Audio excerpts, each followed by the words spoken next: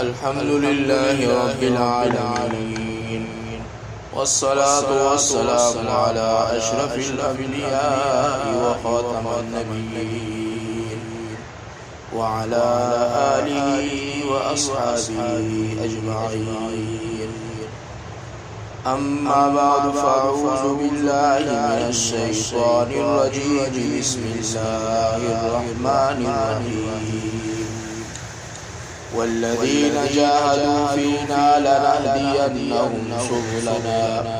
وإن الله لمع المحسنين.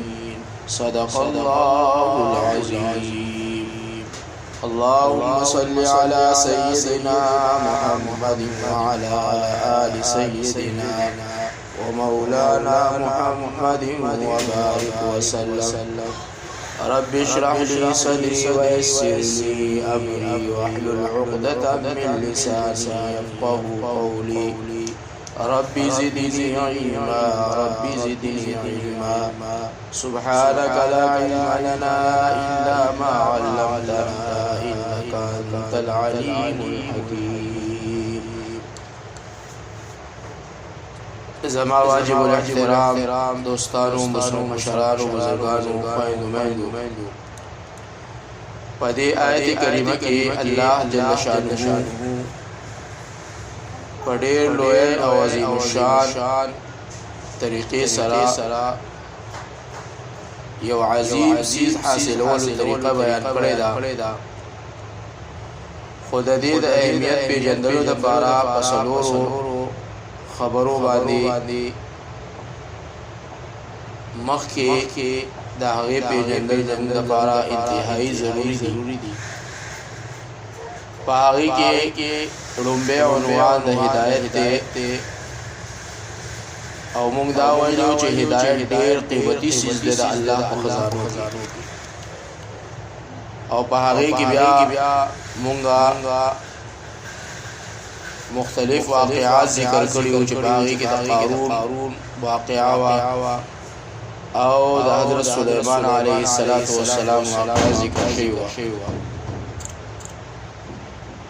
اوس په دې درس کې به ان شاء الله د سلیمان علیه السلام یو مختصره غونډه کې واقعا ذکر کوو او ورپسې به حضرت یوسف علیه السلام یو مختصره غونډه کې واقعا ذکر کوو. یو ځل د حضرت سلیمان علیه السلام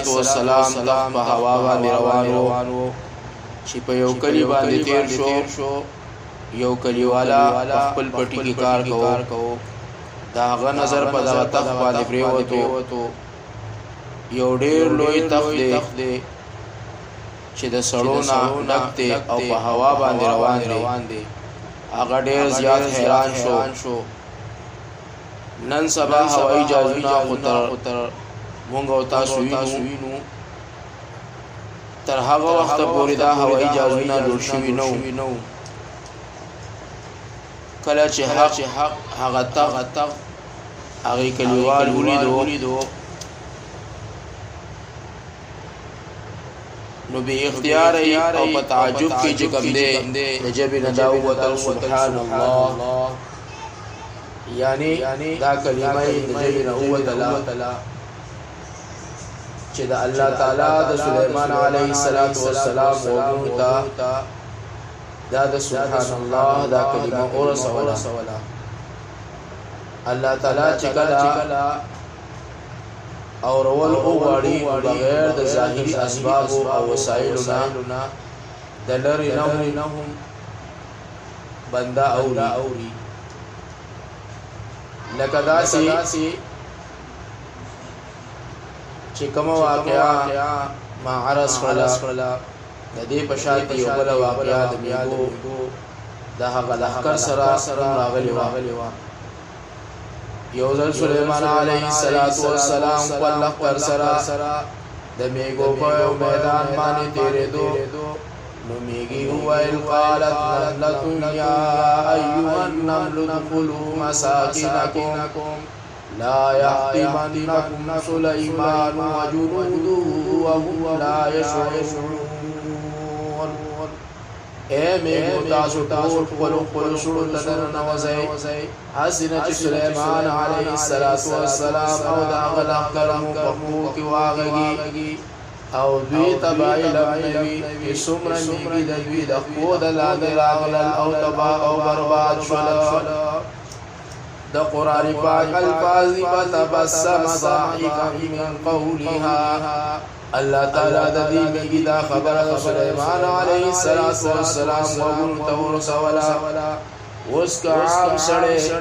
میګه راو چتکړي او وګورو سره ولګي او بیا دا आवाज نشي اورېدلې الت الله پاک دلرینا د میګو आवाज سليمان عليه السلام ته ورسولو او د میګو پجب یو وکړو چې میږي سوای سليمان عليه السلام چې دا خبر واوریدله نو وی خاندل دغه وخت د الله تعالی نه دعا وغوښتله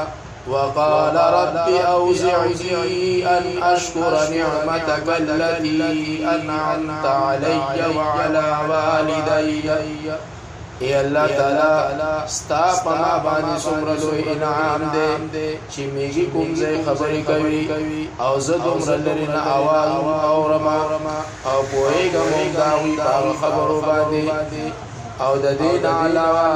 چې تا پما باندې او زما په مور او پلار باندې څومره بېشماره نعمتونه کړي دي دا غیر د شکر ادا کولو لپاره ما ته توفیق راکړي نو کله چې الله تعالی اورول غواړي نو د لری نه اورول شي او الله تعالی چې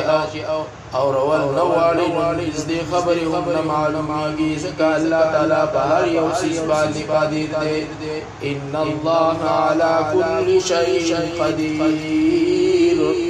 الله تعالی په هر یو څه باندې قدرت لرونکی ذات دی براء الورى ذات دی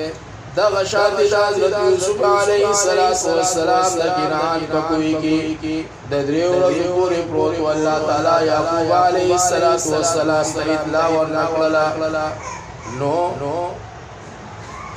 دارګیا غته پتاونه لګی دارا او سلوی کال پس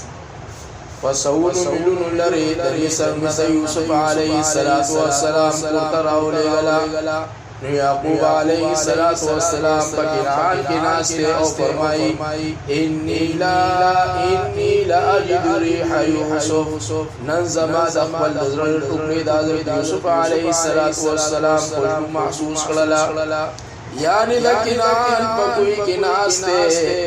دریو رزو پوری پاگا کوئی کی پروتے لیکن اطلاع ورطا نکیگی خوشبور تنا محسوس کیگی او دارنگی سلوی کالا پس چکل دا مصر بادشاہ تینا جوڑ شوئے دے او روڑی حغا داغا کمیس پور تراؤڑی نو پلار باندی را روان دی او یوسف علیہ السلام کمیس رونو راغستے دے دارنگ اپلاری پخبل کور کی بور کی نعان کی ناستے او دا یوسف علیہ السلام داغا کورتا دا مصر نراوڑی او پکی نعان کی ناس لاری وینی لاجد ریح یوسف ننزد اقبل دزر ٹکری دادرت یوسف علیہ السلام محسوس کوما یعنی خلاصہ دادا چې یو کس حضرت یعقوب علیہ السلام تاسو کړو اے د الله تعالی پیغمبره تاسو قصه دا چې کله تاسو د زړه ټوکر یوسف علیہ السلام د کنعان په کوی کې پروت نو تاسو ته معلومه نشوا او اوس په سونو وینو لري دا وی کوته یعنی قمیص رواني نو تاسو فرمایي انی لا اجد ریح یوسف یعقوب علیہ السلام جواب ورکړ چې یعنی دا انبیاء علیہ السلام حال دا اسمان دے پشان دے کله چې دا پړک کېدل شروع کړي نو ټول کائنات روخانه کوي د ټول کائنات هر یو څه روخانه پر نظر ښکاري او کله چې پړک کېدل بدل کړي بیا ټول کائنات کې تیار ورشي یو لاس د بل لاس نه خبرېږي کله چې زمونږ رابطه ملاو الاعلی سلایانه د الله رب العزت سره یعنی کنیکشن ملاوي نو مونږ پس مکناسو او تاسو ته د عرش معلا خبرونه اورو او کله چې رابطه کړشي نو مونږ تا ته هم معلومیږي چې زمونږ د خپل اولاد سني نو کله چې الله تعالی په اورولو باندې راشي نو د لری خبرې د ظاهري اسباب نه بغیر اوروي نو پزما کا باندې د کلیوالا د جبنا وتو سبحان الله تعالی د سليمان عليه الصلاه والسلام وګتا انا आवाज ورسول او د دوی چې کله دا واوریدل فورا هوا ته وګمو چې زما دا تل تک وسړه تاخ پاغه کلی کی کوشو د دوی د کلیوالا او هغه تیوي چې دل تراشه او هغه ته تسلی ورکړه او اوسط نو پوچتا کلمه تا قدرو نو کومه کلمه دې چې نو کلیوا هغه جواب ورکړ چې ماده تعجب په وجبان سبحان الله ويو حضرت سليمان عليه السلام فرمایي اے الله بندا تا چې د تعجب په وجه خپل جبه سره سبحان الله ویلې دا به په بدل کې چې الله تعالی په آخرت کوم اجر او ثواب درکړي دیو سليمان حکومت بسوي دا ټول کائنات حکومتونه او بادشاہي بدا هغه مقابله نشي کوله د مسلم شریف روایت ده چې الحمدلله په میزان ډکوي او سبحان الله او الحمدلله بد اسمت او اسمان خلا ډکوي یعنی د دې سبب دومره دي دړو می خبره دا شوی چې هدایت ډیر قیمتي چیز دی او دومره قیمتي دی چې دا ټول کائنات خزانه ملا او شنو د هدایت قیمت نشي جوړې دی الله پاک دې موږ ته ټول نه د هدایت د قیمت پیژندلو توفیق راکړي او دومره قیمتي چیز کوم چې الله تعالی موږ ته قتل نه بغیر راکړي دی دا هغه د قدر کولو او د حفاظت کولو دی الله موږ توفیق راکړي نو دا د الله رب العزت خزانو کې د ټولو نه بهترین خزانه ده یعنی هدایت او چې چاته د هدایت په کومه طریقه باندې ملاوي شو الله رب العزت شکر دې ادا کوي او دعوت هغه په دې باندې د هغه توفیق دې ملاوي شو او د هغه قدر کوي او د هغه حفاظت کوي الله رب العزت دې ټول له عمل توفیق راکړي واخر دعوانا الحمد لله رب العالمين